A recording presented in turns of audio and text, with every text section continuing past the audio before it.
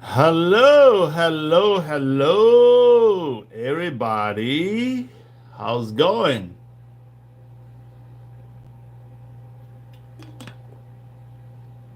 Welcome to Black Panther and the Princess.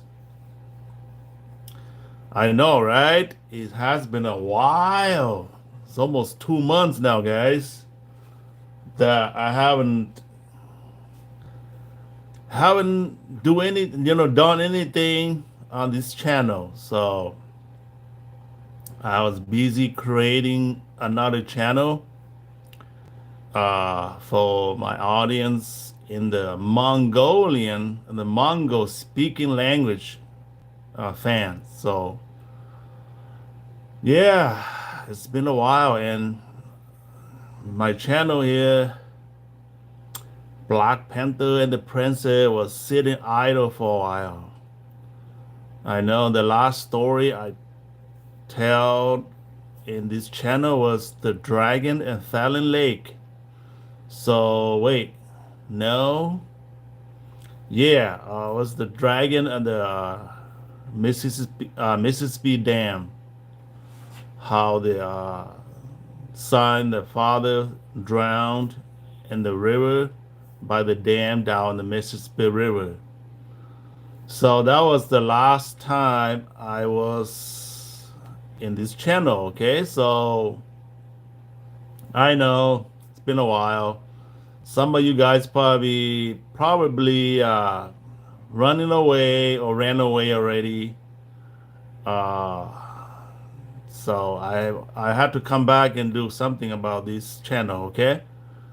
I also had my other channel, which is more like traveling and foods and people and places. So yeah, I haven't even done nothing on that channel also, but I had to come back and continuing what I was doing. Okay, since on YouTube it has a policy that if you don't show any video within 3 months or 90 days, your channel will be demonetized. So I okay. Hi, Zayden Alfred, how are you doing tonight? I'm fine. How are you doing? You love my content? Oh, sorry, man. I haven't done much for the last two months. So I have one more month before I be demonetized. So I had to come back on this channel. Okay. Like I said, I have three channels. My first channel was Pattaya Chili, right? Which I used to have that one channel only when I was, talking dirty, talking about, like blogging about other people's life. But then I changed that into like more like travel and food and places, a women channel. So yeah, it's okay. You're such a nice dude. Yeah, okay, thank you. And then this channel here, I'm more like telling stories, like maybe ghost stories, something weird happens, events that happens, true story stuff. And then I created another channel, which I have other people that more like the language I'm speaking, Mongols. So they are more like that kind of fan. So I had to create that channel, and so there's too much for me to do, and also work. So it's hard for me to, you know, uh, do everything. But down the road, I'm gonna dedicate this channel for just like stories. When I write little stories, I read the stories for you guys, or if I'm more familiar with the event or the story that happens, I will come back and tell that story. Okay. So anyway, thank you for showing up, you guys. couple people, you guys, and Zayden for writing your comments. Okay. Also, I was sick. Okay, I was sick. I got sick for the last since Christmas Eve. I don't know, you guys knew or know, but there's a there's a flu going around, and there's no no virus, no virus, and it's infecting a lot of people. And I live in the state of Minnesota, and you look at the map where they're showing all the states that got infected with this seasonal flu or this new thing that's going on. The whole state of Minnesota is red.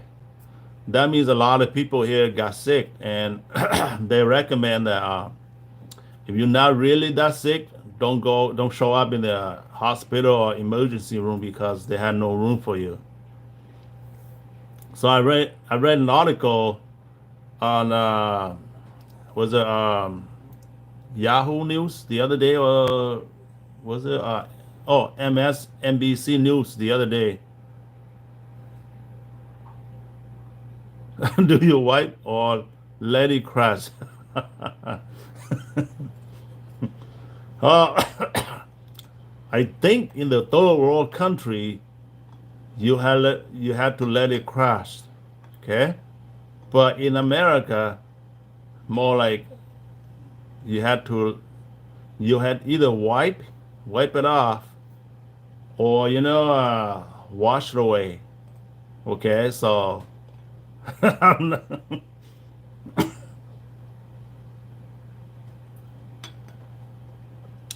so I read this article, MSNBC or something. 150 million Americans got infected with this new virus. Okay, this seasonal flu. So it started with slimy throat, slimy saliva, and then you have a itching throat. The next day you get fever, you get body aching, and then you get bloating stomach, and then you get diarrhea, and then you vomit, and then you got this tiredness, sleeplessness, and then you have short breath, and then that stay with you for a while. Some people got, if you had weak immune system, some of you will uh, will start having like pneumonia, and a lot of the young kids like 4 years under and older people like 70s up, they actually can't they develop pneumonia, and then they end up ICU. Some of them die. So 150 million American nationwide got sick with this new virus. It's not COVID-19. It's a new thing. I mean, it's an old thing, but it reappear. Uh, so and then 30,000 Americans has died since the new year. Since the new year, for this flu thing. Okay, so I was caught with that stuff, and I was fighting. I thought I was gonna pass out in the first like the 27th, 28th of December after Christmas, because it was so bad. I I I felt so tired, like I was dying. So day one, day two, and I was gonna check in the emergency, but the day three I got better. So I'm still see my cough here. If I speak loud, using my inside in my inner out, and I will be coughing. Okay. So hopefully you guys take care of yourself. Remember, don't touch your nose, don't touch your eyes, don't touch your lips, because wherever you go, make sure you wipe your hands, wash your hand in the public area, public place. Door handles, doorknobs, wherever you go. Stay away from people that's coughing, or they're sick. Okay, just stay away to keep you away from that. So anyway, today, uh, You guys ever encounter like real ghost stories? Summer fan, hi. So, in Minnesota, uh, who's such a nice dude. Thank you. In Minnesota, there's a couple like ghetto place like public housing. I know one area. It's called Mount Airy. Mount Airy. It has a lot of houses there that it's subsidized by the government. Okay, by the state of Minnesota, and I know that that area. I have some old relative back in the 80s and 90s that lived there, and that place, that community there, they had all kind of like more. Sorry, guys. Gotta do a little meditation here, okay, to get my breath back on. Hi, Summer fan. Good to see you, okay? Thanks for your comment. I'm talking too fast, too loud. It it does cause a short breath.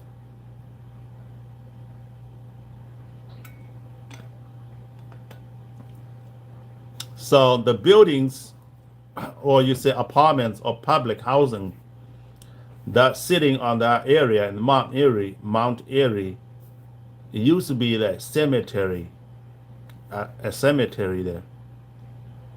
So over time, this place is close to the Capitol, the White House in Minnesota. Okay, and they told me that there was used to be a cemetery there. So all the people that all up, I'm not sure, but I once asked one of this person that was in the working the cemetery.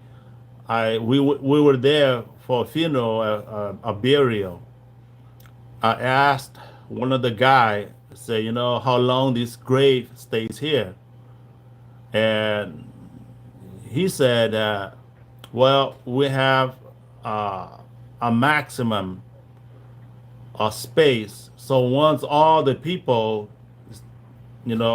being buried here and the whole cemetery is full, we'll let it stay for 100 years. Then after 100 years, we'll start demolishing the whole cemetery and build something over it. So I figured Mount Airy was something like that. And then they built these houses, these public housings over this area. And there's a lot of horror stories over that. Okay.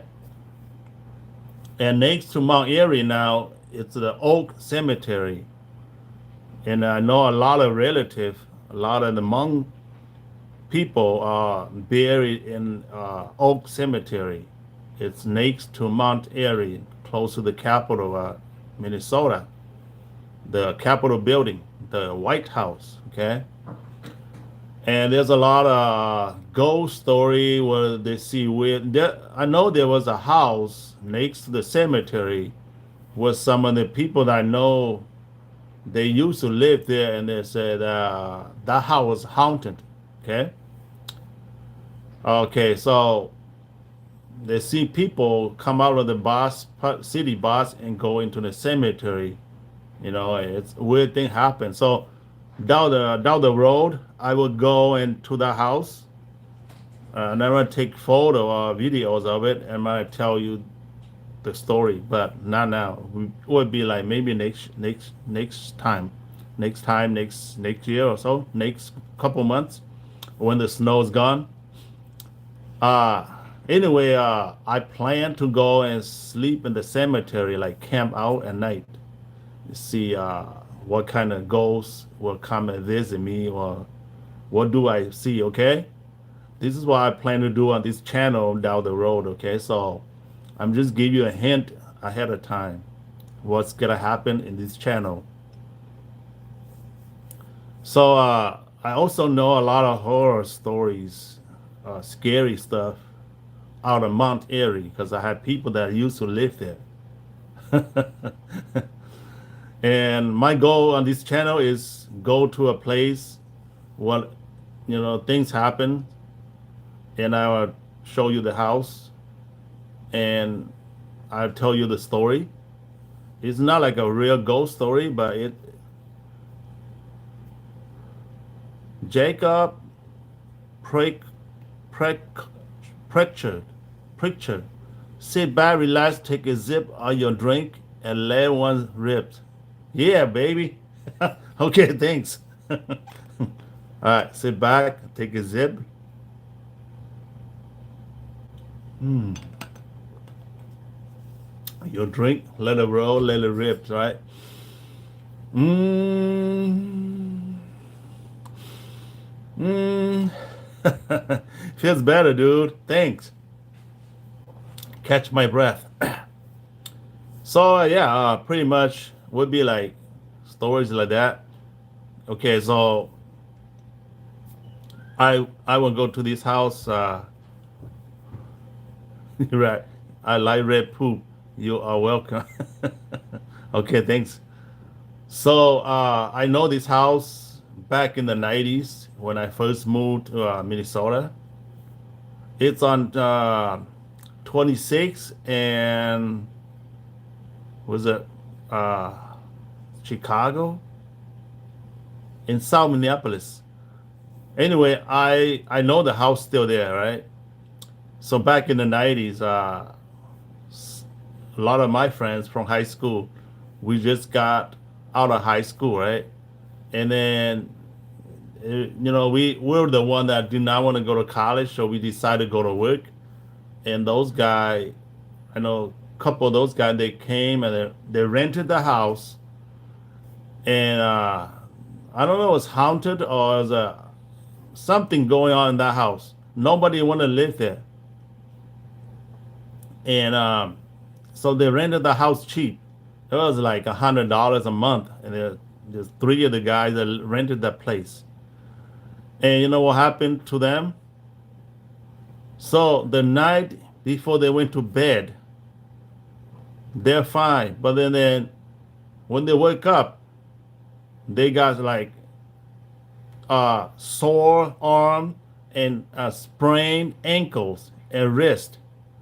So then the whole day, I mean, a couple days later, they got better. And then one night they went to sleep. They woke up, all of them turned out like that. So they got scared and they got out of the house.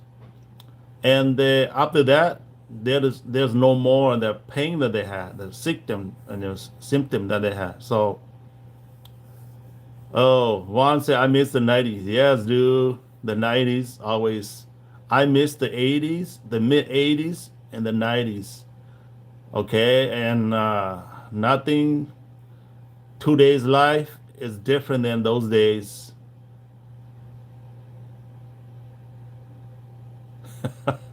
And Jacob says, my father is just like you, Asian and a tickle monster.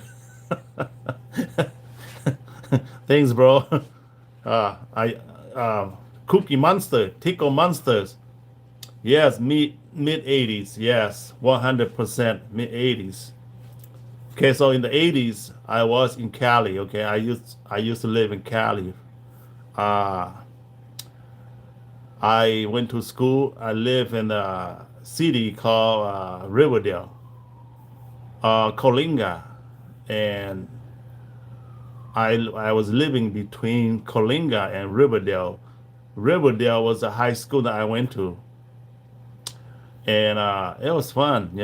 I drove a lowrider, like a 1986 lowrider with this huge speaker boom box in the back. It was like boom, boom, boom, boom, boom, boom. And I I used to have a couple Latino girlfriends. You know, pick them up before drop them to school and hang out. And yeah, man, we're living like in the countryside, and there's nobody around, and we just have so much fun. You can drink all day, you get drunk, you fall down and you laying there in the middle of the field and in the farm field and uh, I remember John Paul and Floyd. We used to hang out, teenagers. We kind of like crazy dudes. We climb on the gray excavator, and we like climb up on the do crazy things those days. Play Ninja Gaiden, Nintendo's game. You know, in the mid 80s. Uh, Come on. Okay, Vaughn. If I talk in this, I'm gonna be sidetracked and go crazy on that. Oh yeah, Cali, Orange County, La Barbara, Alhambra. Yeah, those are good days. Yeah. So I bring you guys a lot of stories down the road. Okay, scary ghost stories, murder cases, crazy. Mei Sheng Shu. Okay, I will tell you a story about Mei Sheng Shu, who his teacher gave him a. He's Asian, right? He's Taiwanese, and this happened in Minnesota. His teacher gave him an F in math class, and then after high school, he kidnapped his teacher and her daughter, and he murdered a little kid, and then uh, he killed a little kid bike a little kid on his bike. Saw his dirty words, saw the kidnapping, and he killed the little kid later, and then he hostage his high school math teacher in the basement, and he repeatedly raped her for like a whole month, but he never did anything to the daughter, and uh yeah, you don't get sidetracked, yeah. So I tell you a story about like that, and I still know the building, the house that he did all this work on his, and Mei Sheng Shu. He got light in prison, and all those things, okay? But today, I'm telling you a story. The thing I'm gonna talk about here is, have any of you ever encountered a real ghost story? A real ghost, or something that spook you or scary?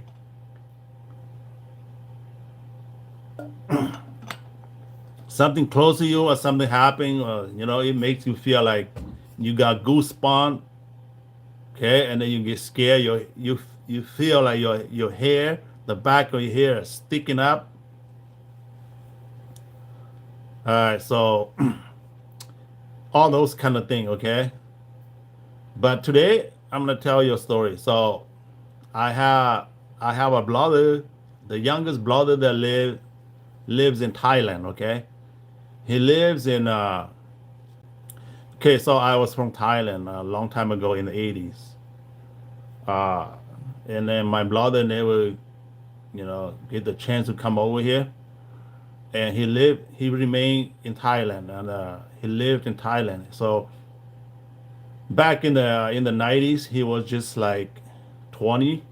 This is the true story that he told me, okay? I'm gonna tell to you guys. If you ever encounter some ghost or some real event like that, and he told me this one is real, okay? So there is there's a small town that in uh the far east of the city of Nan. Nan is like another city in Nan, in Thailand. So that's where he used to live. Once my childhood home used to see small gnome-like creatures in the house. Yeah, I heard stories that and I know people that encounter something like that in their house too. Maybe somebody died in the house, and the spirit. According to Buddha's teaching, a person have four spirits. Okay, like reincarnations. One that goes away, one that guards the body in the grave. You had one that controls your limbs, or all kind of thing. Okay, so even though the person died in the house, you know, the spirit still lives there. So you might that's that's why it's the house haunted. Okay, haunted. So uh, yeah, but you know, I was from back in the country. It was as a child, it was scary. In the middle of the night, you're so afraid because we lived in the small village, way in the wild in the jungles, and at the time, we had tiger stories like roaming the land. Okay, so this is before 1975, before the Vietnam American conflict, the Vietnam War. Okay, so my ancestors, they lived in the jungle, back in the village life, just like in Africa's village, were lions. Anyway, we have stories with tigers, and just like you ever seen like the Michael Douglas and Val Kilmer's movie, the ghosts, and the I forgot what the title of the movie. The ghost, what Michael uh I don't know that I they made the ghost and the two lions that are walking my sister and girlfriend home one night. They felt something's touched them. I couldn't see anything. Possible, okay, possible. That's what I'm telling you. So I had a brother-in-law that was sick, right? He was sick, and he had this was a Hodgkin, uh uh was it lymphoma? Hodgkin lymphoma was type of cancer that caught his digesting system, immune, and the doctor told him to go home because they cannot cure him. It's a type of cancer that affect his esophagus, and he can't eat no longer eat, and they do not want to do a surgery or chemo. So he was sent home and ready to die. So then one time I went to visit him, and so we prayed for him. And then a month later, I I was fishing up in this bridge, and I was sitting under the bridge I was doing cat fishing in the middle of the night, and I had a it was about midnight, and there's no people around. I was the only one there in this kind of remote area, right?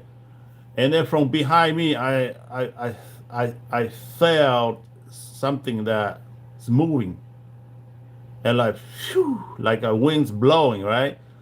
And then this gigantic big rock, or somebody's thrown a rock right in the middle of the water under the bridge. Plunge, see the water splashing like this. I was like, what the shit?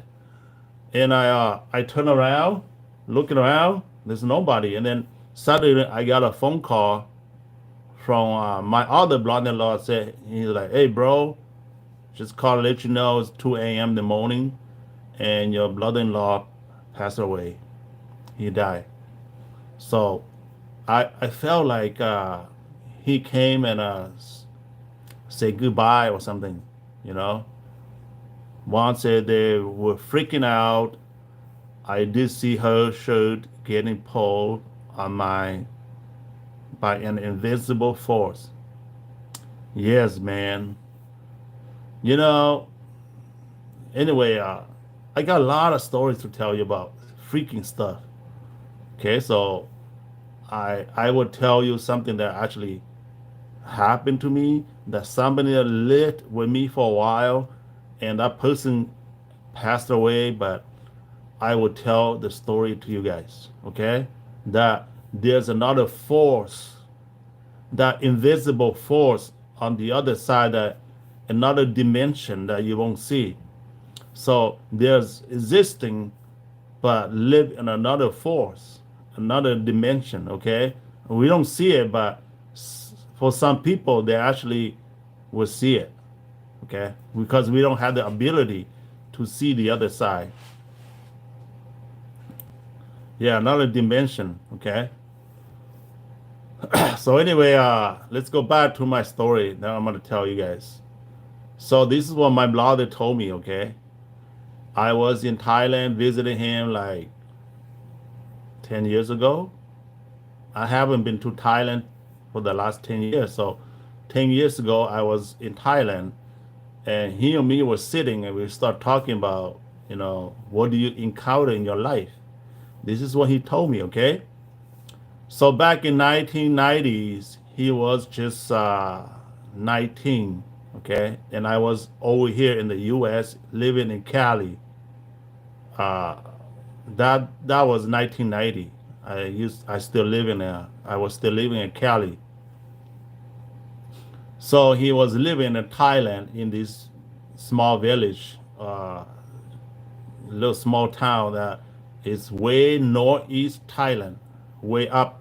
You go to Chiang Mai, you go to Lampa, then you go to Nan. Then next to Nan is Sanyaburi, then you go to Laos. So he lived in that village, and see, our parents died, and we were orphans, and my brother and sister, we all scattered. We were being sold to different families. So, but we know, we keep in touch. So when your parents die, you are like teenagers or kids. Yeah, you cannot go together and live with one family. So for us, we had to, you know, be adopted by some other family. So he was living there, and this is when he told me that at the time he met this girl, right? She is actually a Thai Thai daughter. She's Thai, and she was like same age as he was. So they were like they were. He was more like a desperado. You know what I mean? My brother was he was a desperado. He never had a real place. He kind of after he turned 18. He kind of left the family that adopted him, and he became like a desperado. He was gone with the wind. He was gone with the wind. He left the family. He's kind of shifting place to place, and then he actually came to Nun, with the city where he lived, the village, and he met this Thai girl, right? And then he hang out, and they hang out, and the bunch of friends they hang out, and they fell in love, so they became a girlfriend boyfriend. And then he had nobody, because I'm over here, my other brother is in another country, and he remains in Thailand, and so he met this girl, and they fell in love, and he hang out with her. Her parents was very kind of like disappointed about him, but in that culture he cannot stay with that family, the daughter's family. So I at the time I was able to connect with him, and then I'd be sending him money, every month. I sent him like $20-$30. Back in the 90s, money was still, good, not like today. Money was still worth a lot. $30 you can get at the time. $30 you can get like almost like 3,000 Thai baht, Thai money. So he survived on that, and then he also worked, you know, as a daily labor here and there for the people that live there. So the daughter's parent was not approved his dating, but She fell in love with him and he fell in love with her, so they can't really do nothing. So both of them kind of like desperado at the time. So they didn't have a place to live, a house or anything, a decent place. So when when that happened, there was a city here. I mean, the village that they lives right here, and then north of that, northeast of that, outside the city, there is a cemetery, and then beyond that, the next from there, it's like a little rice paddy, rice farm that belongs to the girl's relative. So, being that they had no place to live, the relative or his girlfriend told them that they can go and live in that little, bamboo huts that they built. You guys know what I'm talking about? Like in Thailand, they have little farms in the rice paddy where they have these little house. It's not a permanent resident, but it's like a temporary when they go to the farm and they stay there for a couple nights to work on the farm, then they come back to this village to live in the main house. Okay. So their relatives told my brother and his girlfriend that since they had no place to live, they can go live on that little house. This one my brother told me, okay? I didn't know that until like I visited him like 10 years ago. Yes, rice farm, yes. So he said, so his girlfriend and him went to live there, right? And they had to walk. It was like a couple miles, like 3 miles, that place. And there's a cemetery between, and then there's the little town, the village. So they went to live in that little house, okay, outside this village or the town.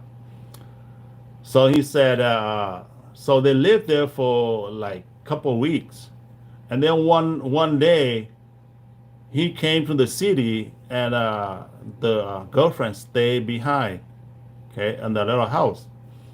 And when he came to the city, he there was almost like a New Year, like Chinese New Year, and he came to the city. He bought some food and some gift because he didn't want her to know, and then he so they can celebrate when he come back. All right, so he came to the city, the village to buy stuff, and when he came back, when he got home, like that evening, almost like the sun's almost set, and he walked past the cemetery, and he started feeling like spooky, weird stuff.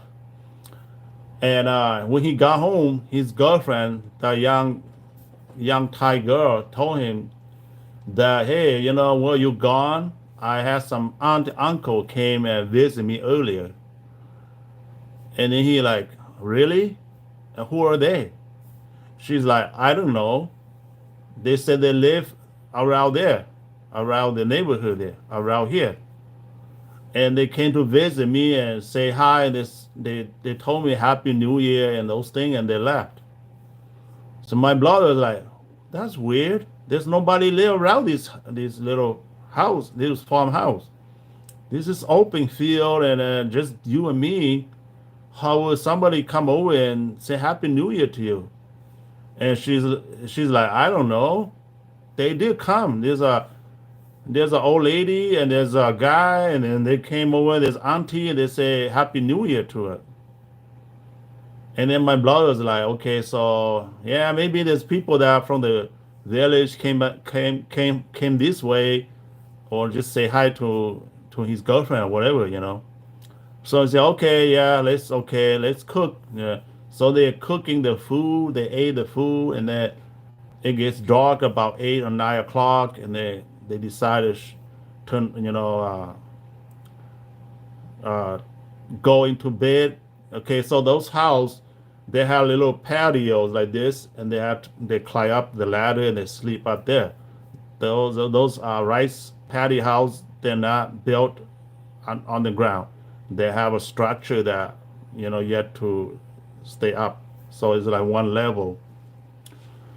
So they both climb into their sleeping place, and shut the door. And then he said they were sleeping like about midnight, and then he start hearing like people talking distance away towards the cemetery, and they talk in a language that he could not understand or she could not understand. It's just like you ever like okay, so you go to a place where there's all these bumblebees or like go like that, like helicopters flying, and then all these sound that you cannot uh, understand them. Okay, so and then they heard that noise, and both of them they woke up. They're kind of like sitting in that little shed, little house, and they're hearing shit like that, right? And he told his girlfriend, maybe we just hear anything. And then it got silence, and they went back to bed. And then they were not able to sleep at that time because they felt like something's going on, spooky, and you start having goosebumps like that.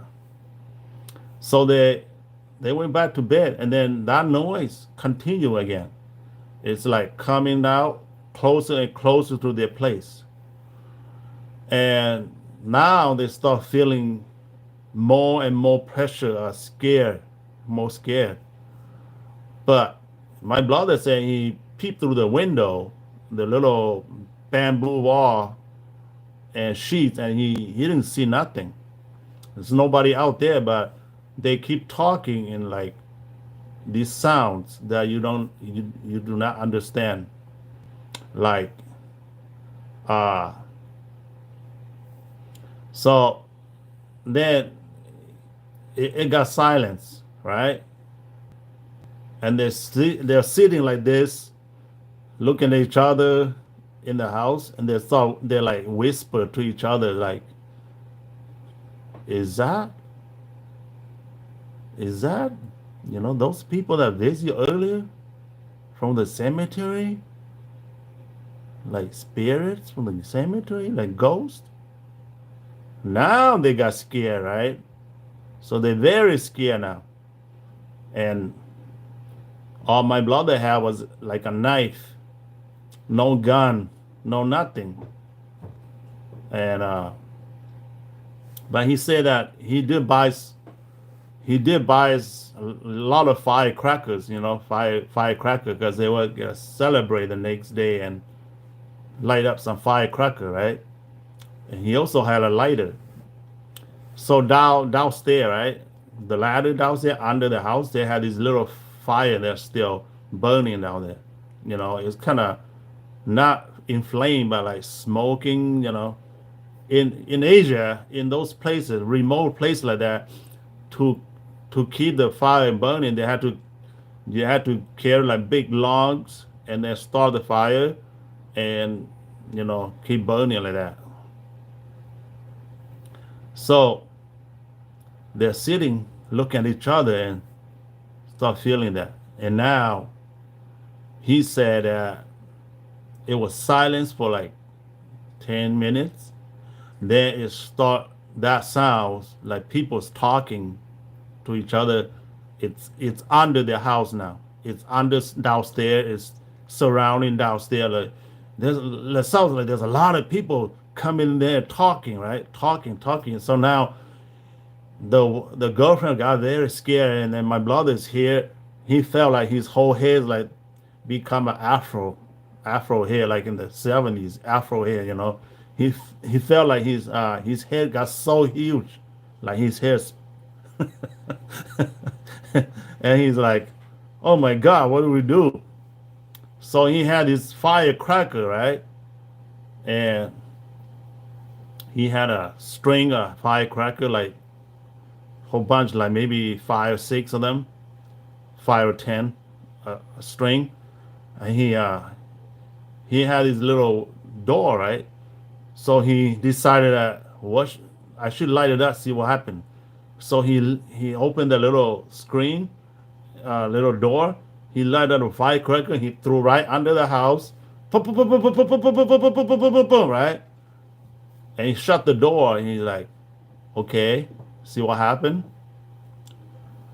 And after that firecracker, everything silence, no more talking, right?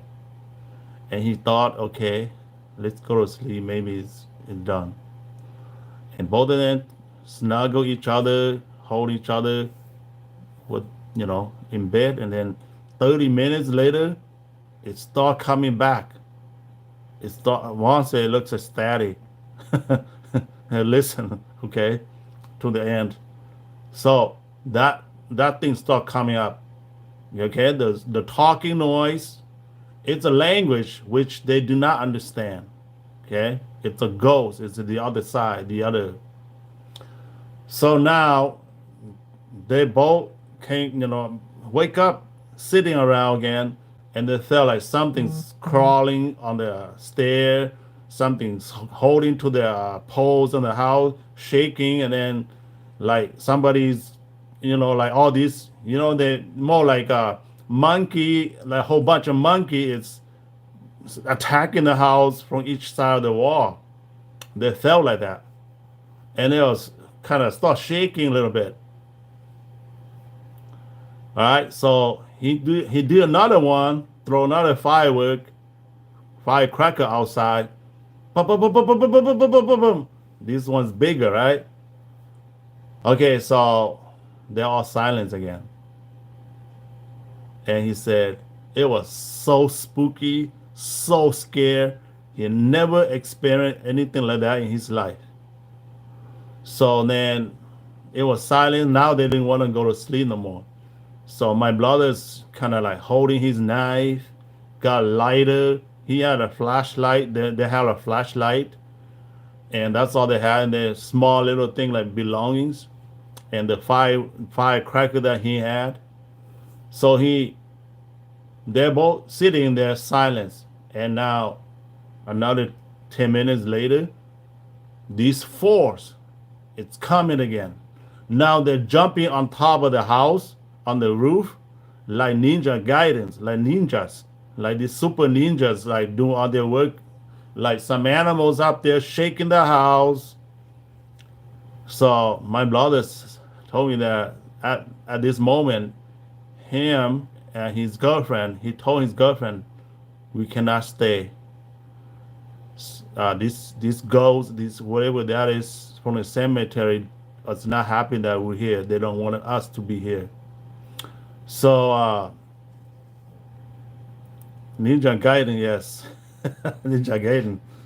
So this what he said. That plan, his plan was both of them had to get out and ran into the village to the girlfriend's family in the village in the village. Okay, they had to run toward the cemetery, go back to the village because they cannot stay in that little house that night.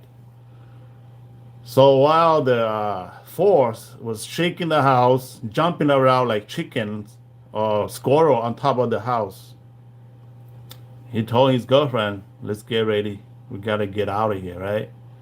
So they got their flashlights ready, and he had this huge uh, string of firecrackers there, left. And he said, "I will light up this. Will throw right out there in there. You and me will get out of the door downstairs. We'll run, and we'll run back to the city. We're not gonna stay here this night. We can't live here no more. The ghost people here, the cemetery is not happy that we're here." So that's what my brother did. He gave this string of crackers. He lit it up. Both of them got their belonging, whatever they want to carry with them, ready. Their flashlight, the knife, and he lit up the firecracker He threw right in there. The doors open. He threw right under the house, all over. It's like light up the whole place. And then he and his girlfriend jump out of the house downstairs, held each other's hand, and they with a flashlight they ran past the cemetery, and then all the way to the village. Came home to the girl's parents. So he told me, it's real, brother. It's real. I encountered that in my life, and the most scary, spooky thing, I, I think real ghosts exist, and that's how I encountered that. And I want to tell you. Hopefully, one day you can tell the stories, and I'm not lying. And that was a time where I was you know, desperado, and your sister-in-law, which his girlfriend, they got married up late years later, but that was he and his girlfriend still young, and they are hang out, and they are rebelling against so their parents. They kind of go out live at the outskirts of the city or the village, and he encountered that. He told me that the most scary, spooky, heart beating, uh, thing that he ever encountered. So it's considered ghost. Is a ghost real? Does ghost exist? Doesn't does it have another dimension in life that you don't understand? And he did that. He encountered that, and that was a real true story. And then every time I go past the cemetery, I was like, yeah, now so yeah, I wanna face my fear. One of these days, I'm gonna go sleep, stick out or hang out or camp out in the cemetery, cemetery, to see what I will encounter. Okay, and I will try this for you guys, just for you guys. Okay, so awesome, true scary story. Thanks, Juan.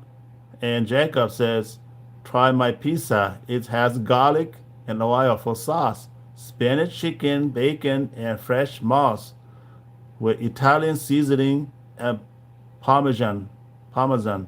Hey, bro, if I live around you, I come and eat. I love pizza.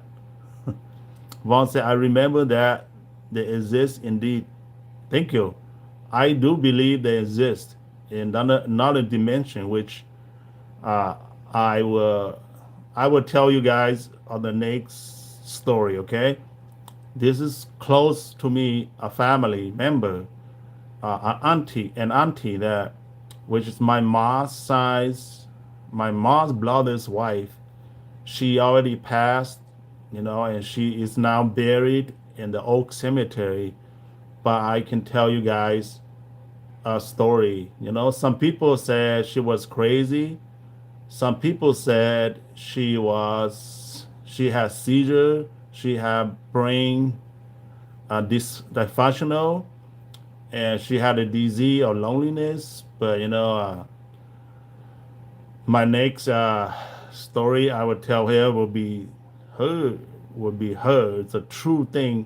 I witnessed with my own eyes. My wife witnessed with her own eyes, and she died. Eventually, she died years later after the disease or the encounter that we experienced. In my own house. In my own house. Okay, that happened in my own house. All right, not the house I live in right now, but my previous house, my resident, that the house that I bought back in like 90s, 95, 96. And this auntie, they came to live with me for a while, and everything happened in that house. Okay, so anyway, I decided to share my brother's ghost story on ghost encounter in his life that will make you it will make you think again when you walk past a cemetery. It will make you kind of look around like, well, it's dark. What's out there in the dark? So uh, I want to thank you guys for. So anyway, I mean that's the end of the story. So they never went back to the little house.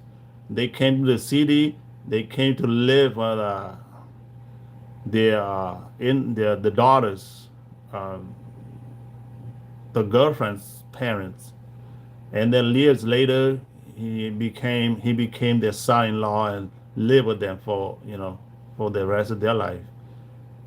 He actually live in Bangkok right now, but he moved away from that. That's like 3 days travel to none, and he no longer lived there. They went to Bangkok, and he already had teenage son, grown up kids. I'm 55, 54. He's only like 3 years younger than me, so he's like 51 already. But this happened back in the 90s, though, in 1990. That happened to him, which 10 years ago, which he's 53, 52, 51. That make like night in when he was, I visited him when he was like 40. Okay. And I want to share this with you guys since I haven't been around this channel for a while. I decided this channel is for me to tell stories. So you guys know in YouTube, I had to build different channel because there's so many things I want to do. Okay, so I want to travel. I want to do see places. I want to share with you guys good things like food, culture, anything. So I had this channel called Pattaya Chili, Pattaya. Chili is Chille. I mean Illi. So Pattaya Chili. That channel I'm gonna do like more travel and see places and eating food and enjoy my time. And this channel, I want to tell stories like this for you guys to listen or to explore, experience. And then my third channel, which I'm doing like Mongols speaking to those people all over like Asia, China, in the U.S., everywhere, and they don't understand English or they don't speak English. So I had to do that channel, do kind of like video blogging, live story blogging, all those things, and fun stuff. But I cannot do all of this in one channel. That's why I had to have three channels. If I mix these stories with that Pattaya Chili channel, it makes no sense. That's why I have three channels. Okay, and it's kind of hard for now because I'm still working. I'm not a full-time YouTuber or blogger, so I had to do all this, kind of short thing, or can never fully fulfill you guys' uh, needs. Okay, my job is to fulfill you guys as a spectator or fans or followers, that I can share my story or whatever, somebody's story or blogging other life, other people's life in there for you. So this is hard, but I gotta do it. So anyway, hopefully one day I just uh you know focus on you guys. All right. So I want to thank you guys for following me. Hey, Jacob, your information, your pizza, your funny stuff, funny jokes, funny comments, and Juan for staying the whole time and share a little bit of your encounters too, your stories about somebody whip your friend's face, pull their hair. Okay. So I want to leave it here, and then I want to thank you guys for showing up and still holding on to me, even though I was gone for almost 2 months now. And I'm gonna keep coming back and share more stories. So appreciate so much. We'll see you next time. Love you. Okay. Bye.